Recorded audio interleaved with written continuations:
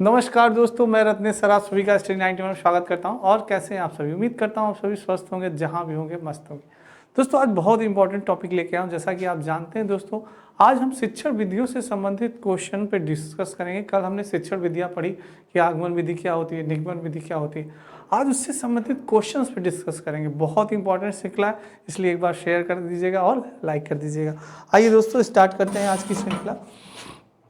दोस्तों ये स्टडी 91 में कुछ इन्फॉर्मेशन दी गई है, आप सभी देख सकते हैं, बहुत ही इंपॉर्टेंट इन्फॉर्मेशन है। चलिए दोस्तों स्टार्ट करते हैं आज की श्रृंखला। बहुत इंपॉर्टेंट क्वेश्चन है, विशिष्ट से सामान्य का सिद्धांत इनमें से किस में प्रयोग होता है? पूछा क्या है? विश्लेषण विधि, स्वतः शोध विधि, संश्लेषण विधि।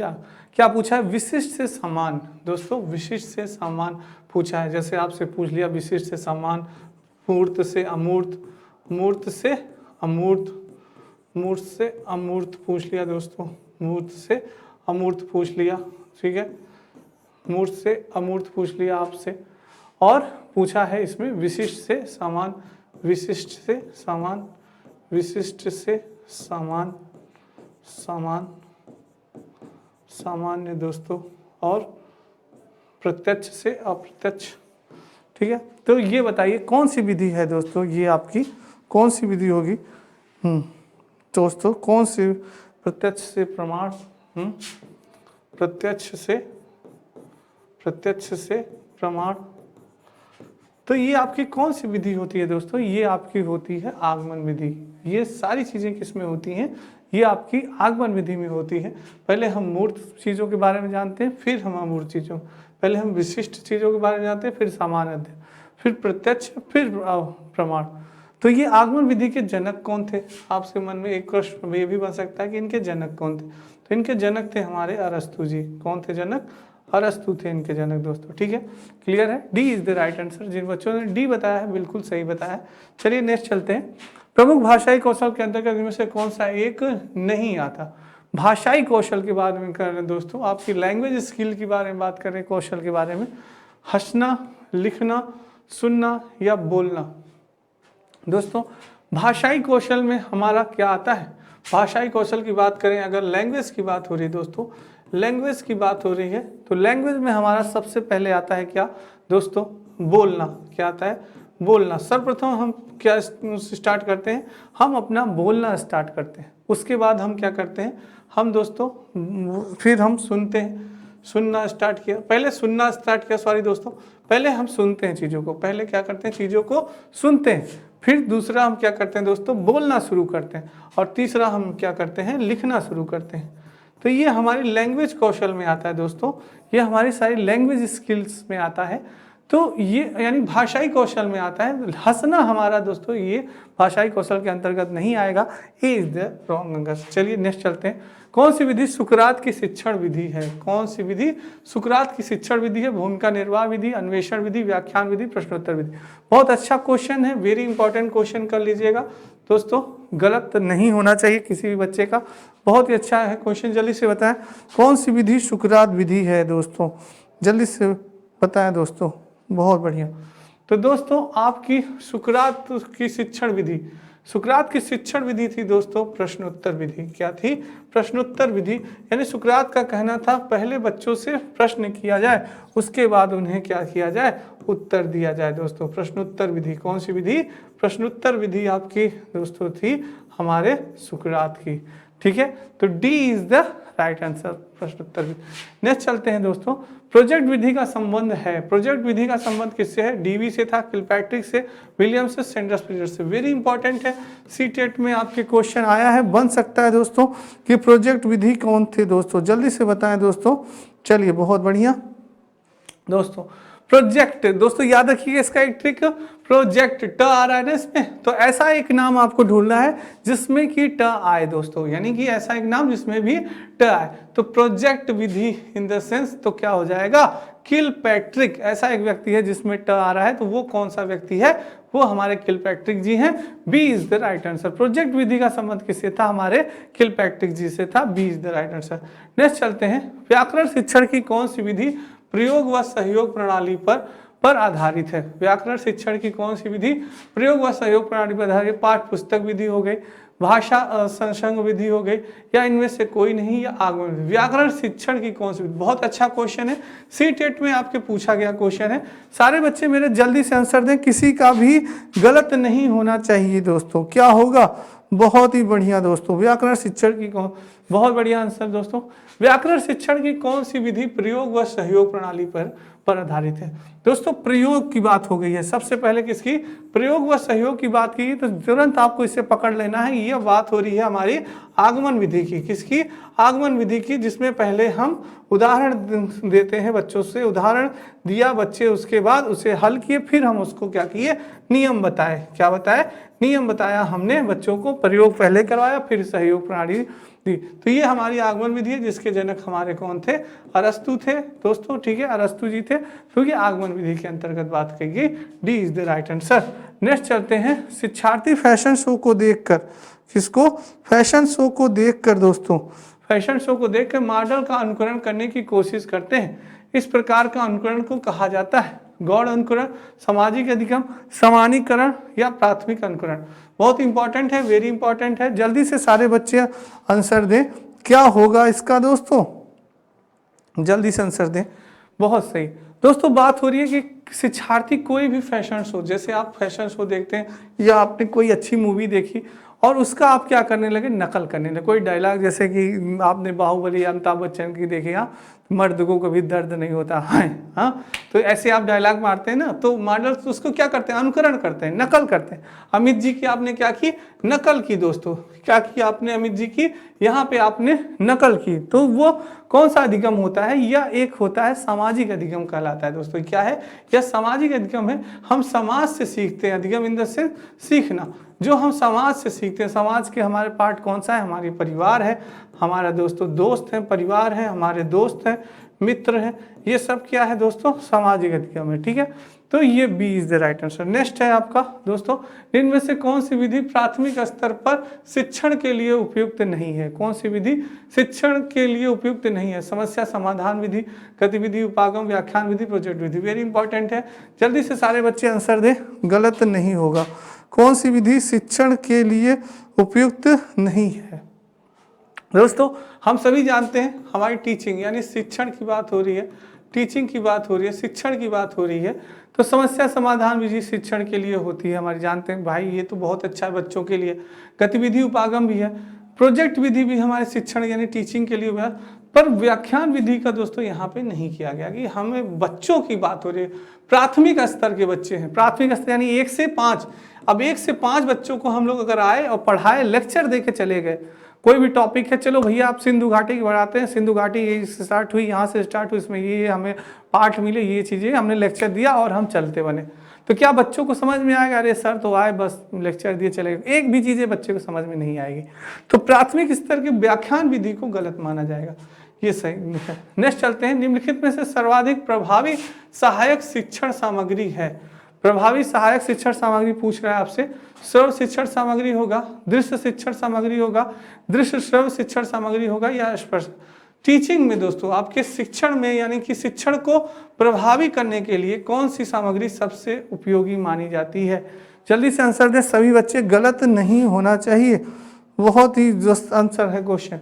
तो दोस्तों ऐसी सामग्री जिन्हें हम देख भी सकें और दृश्य और श्रव्य सुन भी सकें, दृश्य और देख सकें, और दृश्य सामग्री यानी कि जो सामग्री हम देख सकते हैं, जैसे दोस्तों प्रोजेक्टर हो गया, लोग लैपटॉप से दोस्तों पढ़ाते हैं, प्रोजेक्टर हो गया, ठीक है, टीवी हो गई, और भी चीज़ें हैं, लैपटॉप हो गया, इनसे यानी चीज़ों को हमने दिखाया और बच्चों को एक्सप्लेन किया, दोस्तों ये देखो भारत का नक्शा है, ये महात्मा गांधी जी हैं, तो ऐसे दोस्तों। तो और श्रव्य सुनाए, जैसे मैंने चिड़ियों की आवाज़ सुनाई और भी चीज़ों को सुनाया कि देखो ये शेर की आवाज़ है, चिड़ियों की आवाज़ है, तो ये सबसे अच्छी मानी जाती है, तो C is the right answer. Next चलते हैं, प्राचीन काल में पाठ्य पुस्तक के लिए किस शब्द का प्रचलन था? प्राचीन काल में पाठ्य पुस्तक के लिए, तो आप सभी जानते हैं कि पाठ्य पुस्तक के लिए प्राचीन काल में वेद, पुराण, उपनिषद या ग्रंथ क्या थे?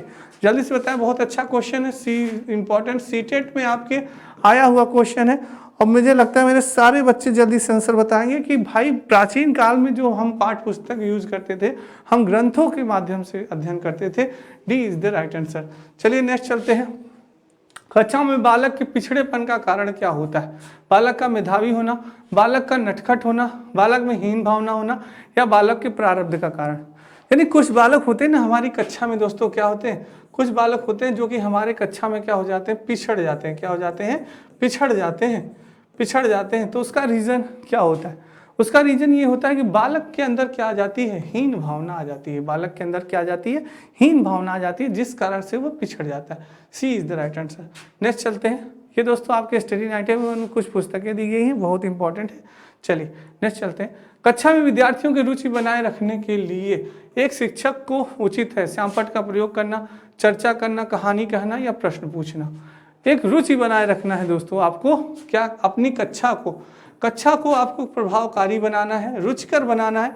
आप भी एक शिक्षक बनने वाले हैं, कल आप भी एक शिक्षक बनने वाले हैं। कैसे आप प्रभावकारी बनाएंगे अपनी कक्षा को? जल्दी से दोस्तों सारे बच्चे आंसर दें, कैसे करेंगे? कक्षा में बालक से कैसे प्रभावकारी बनाएंगे दोस्तों? जल्दी से दोस्तों। बहुत बढ़िया दोस्तों, बहुत बढ़िया, बिल्कुल। रुचि बनाए रखने के लिए आप सभी जानते हैं बचपन से ही हमें क्या पसंद है? कहानी। दादा दादी ने, नाना नानी ने, हमारे माता जी ने हमें बहुत ही कहानियां सुनाई, और हम सभी जल्दी से रात का इंतजार करते थे। किसका?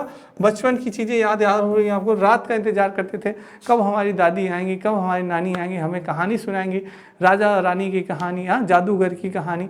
तो वो कहानी ऐसी होती है दोस्तों, बच्चों को कहानी बहुत ही अच्छी लगती है। ठीक है, तो जब आप कहानी के द्वारा किसी चीज़ को समझाएंगे तो बालक बहुत ही रुचि से पढ़ेगा। ये होगा दोस्तों। ठीक है, ज्ञान तक पहुंचने की किस विधि में संयुक्त रूप से विशिष्ट से सामान्य की ओर, सामान्य से विशिष्ट की ओर बढ़ने पर बल दिया जाता है? आगमनात्मक विधि पे, निगमनात्मक विधि पे, वैज्ञानिक विधि पे, या सादृश्यात्मक विधि पे? कौन सी विधि है जिसपे पहुंचने से दोस्तों क्या होगा? बहुत अच्छा क्वेश्चन है, सीटेट में पूछा गया क्वेश्चन है, गलत नहीं होना चाहिए मेरे किसी भी बच्चे का। बहुत ही जल्दी से आंसर दें दोस्तों, वेरी गुड। कौन सी विधि होगी? ज्ञान तक पहुंचने की किस विधि में संयुक्त रूप से विशिष्ट से सामान्य की ओर, विशिष्ट से सामान्य और सामान्य से विशिष्ट की ओर हम क्या करते हैं? बढ़ते हैं, बल देते हैं। पहले हमें दोस्तों जो विशिष्ट चीजें हैं उनके बारे में बच्चों को हम ज्ञान प्रदान करते हैं। क्या करते हैं? ज्ञान प्रदान करते हैं, फिर धीरे धीरे हम आगे बढ़ते हैं। तो उस विधि को हम कहते हैं वैज्ञानिक विधि। क्या कहते हैं? वैज्ञानिक विधि। और बालकों के अधिगम में यानी सीखने में वैज्ञानिक विधि बहुत ही इंपॉर्टेंट रोल अदा करती है। C is the right answer. चलिए नेक्स्ट चलते हैं। नेक्स्ट, अच्छे मूल्यांकन की विशेषता है वैधता, विश्वसनीयता, वस्तुनिष्ठता, व्यापकता, पुनर्मूल्यांकन, परीक्षा का दृष्टिकोण, पूर्वाग्रह एवं व्यक्तिपरकता, विभेदीकरण, जीवनोपयोगी, लाभप्रद, सिद्धनायक, रोचक, भावपूर्ण। दोस्तों अच्छा मूल्यांकन क्या होता है? मूल्यांकन यानी कि अपना पता करना कि हम कितनी क्षमता है हमारे अंदर, क्या क्वालिटी है हमारे अंदर। तो वैधता, मूल्यांकन विशेषता होनी चाहिए, वैधता होनी चाहिए, उसमें विश्वसनीयता होती है। एक अध्यापक जब किसी बच्चे का मूल्यांकन लेता है तो वो विश्वसनीय होना चाहिए कि हाँ बच्चे को भी विश्वास है अपने अध्यापकों के कि सर हम किसी और के साथ हमारे बीच में पक्षपात नहीं करेंगे। प्रश्न व्यापकता, A is the right answer. Next चलते हैं। दूसरे व्यक्ति की बाह व्यवहार की नकल है। दूसरे व्यक्ति की बाह व्यवहार की नकल क्या है? सीखना, अनुकरण, कल्पना, चिंतन। क्या रत्नेश्वर, इतना इजी क्वेश्चन है भाई। किसी की नकल करने को हम क्या कहते हैं? अनुकरण करना। क्या कहते हैं? अनुकरण करना। शायद ही कोई छात्र हो जिस इसका आंसर न दे पाया हो, ये बहुत ही इजी है, B is the right answer. Next चलते हैं। मायरा पढ़ते समय कभी कभी वाक्य शब्दों की पुनरावृत्ति करती है। इसका यह भाषी व्यवहार क्या दर्शाता है? कि उसे पढ़ना बिल्कुल नहीं आता, वह पढ़ने में ज़्यादा समय लेती है, वह समझ के साथ पढ़ने की कोशिश कर रही है, वह अटक अटक कर ही पढ़ सकती है। मायरा दोस्तों क्या करती है? जो मायरा होती है पढ़ते समय कभी कभी वाक्यों के शब्दों की पुनरावृत्ति करती है, उसे पढ़ना, वह पढ़ना। क्या होगा? वेरी इंपॉर्टेंट क्वेश्चन है, जल्दी से आंसर दें सारे बच्चे। गलत नहीं होना चाहिए मेरा किसी भी बच्चे का। बहुत ही बढ़िया दोस्तों, क्या बात है, बहुत अच्छा आंसर दे रहा। वह समझ के साथ पढ़ने की कोशिश कर रही है। क्या कर रही है मायरा? आप भी हैं दोस्तों, समय समय पे जब कभी वाक्यों को, शब्दों की पुनरावृत्ति करते हैं, किसी भी शब्द को हम बार बार पढ़ते हैं। अच्छा, भाषाई व्यवहार क्या है? भाषाई व्यवहार, इसको अब हम एक बार दो बार पढ़ रहे हैं भाषाई व्यवहार। तो हम चीज़ों को क्या करते हैं? समझना चाहते हैं। क्या करते हैं? समझना चाहते हैं, तब उसको पढ़ते हैं। तो C is the right answer. चलिए नेक्स्ट चलते हैं। त्रिभाषा सूत्र में प्राथमिक स्तर पर किस भाषा के शिक्षक को प्राथमिकता दी जाती है? अंग्रेजी, संस्कृत, मातृभाषा या विदेशी? क्या सर, बहुत इजी क्वेश्चन है, वेरी इंपॉर्टेंट क्वेश्चन पर है दोस्तों। ये आपके सीटेट में, टेट में और सुपर टेट में पूछा जा सकता है, बहुत इंपॉर्टेंट है ये आपका क्वेश्चन। दोस्तों इसमें क्या होगा, आपका मातृभाषा, सबसे पहले बच्चे को किसकी प्राथमिकता दी जाती है? मातृभाषा की प्राथमिकता दी जाती है, क्योंकि वो सरलता पूर्वक दोस्तों सीख सकता है। क्या कहता है? सरलता पूर्वक चीजों को सीख सकता है, अधिगम का कार्य उसमें बहुत ही जल्दी हो जाएगा।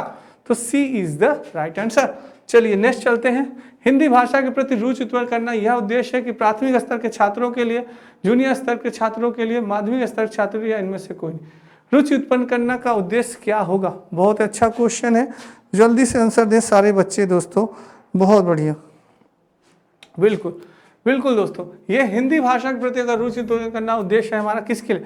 प्राथमिक स्तर के जो छात्र हैं उन्हें हमें दोस्तों हिंदी भाषा प्राथमिक स्तर 1 से 5 के जो छात्र हैं दोस्तों, उन्हें हमारा मेन उद्देश्य होना चाहिए कि हम उनके अंदर हिंदी भाषा के लिए रुचि और जागरूकता उत्पन्न करें और ज़्यादा से ज़्यादा वो हिंदी भाषा के बारे में जाने। दोस्तों हिंदी हमारी मातृभाषा है, हिंदी हमारी जननी है, इसके बारे में जानना आप सभी को बहुत ही इंपॉर्टेंट है। छात्रों को दोस्तों, बेसिक छात्र हैं, उनको जानना बहुत जरूरी, A is the right answer. Next चलते हैं।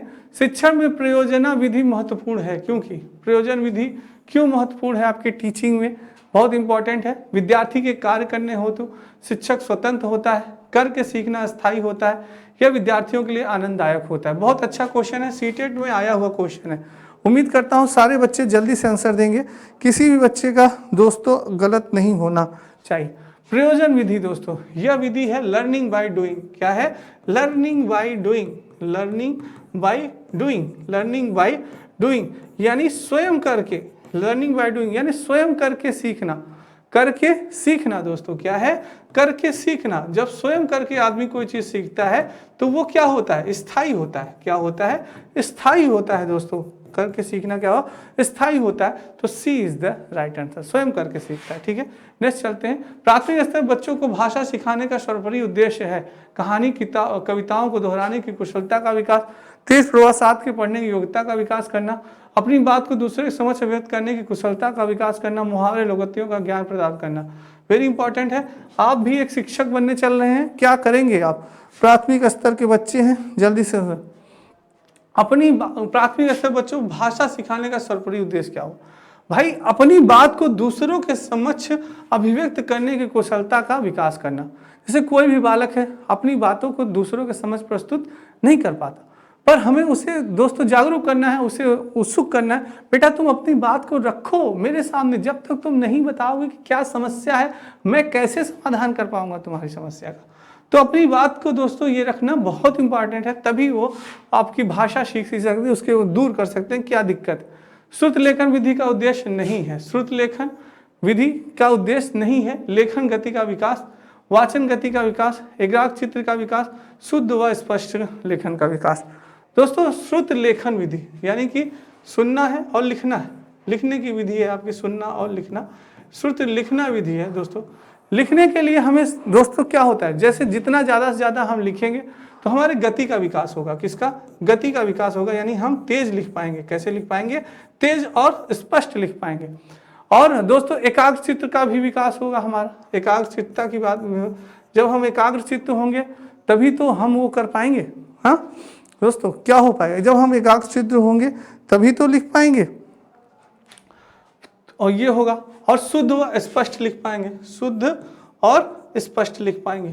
तो इसमें वाचन गति का कहीं से विकास होना नहीं। इन तीनों का हमारा विकास हो रहा है, पर वाचन गति का कहीं विकास होने की बात नहीं कही जा रही है, यही पूछा है, नहीं है। तो B is the right answer. दोस्तों उम्मीद करता हूँ आपको आज की क्लास बहुत ही अच्छी लगी होगी, क्योंकि आज की क्लास बहुत ही इंपॉर्टेंट है, शिक्षण विधियों से संबंधित क्लास थी दोस्तों। ये आपके स्टडी 91 में कुछ दोस्तों इन्फॉर्मेशन दी गई, बहुत इंपॉर्टेंट है, आप सभी इसका स्क्रीनशॉट ले सकते हैं। तो दोस्तों आज के लिए इतना ही, कल फिर मिलेंगे बहुत ही इंपॉर्टेंट टॉपिक के साथ। तब तक मेरे सभी बच्चों को राधे राधे, जय श्री कृष्ण और जय हिंद दोस्तों। Thank you so much.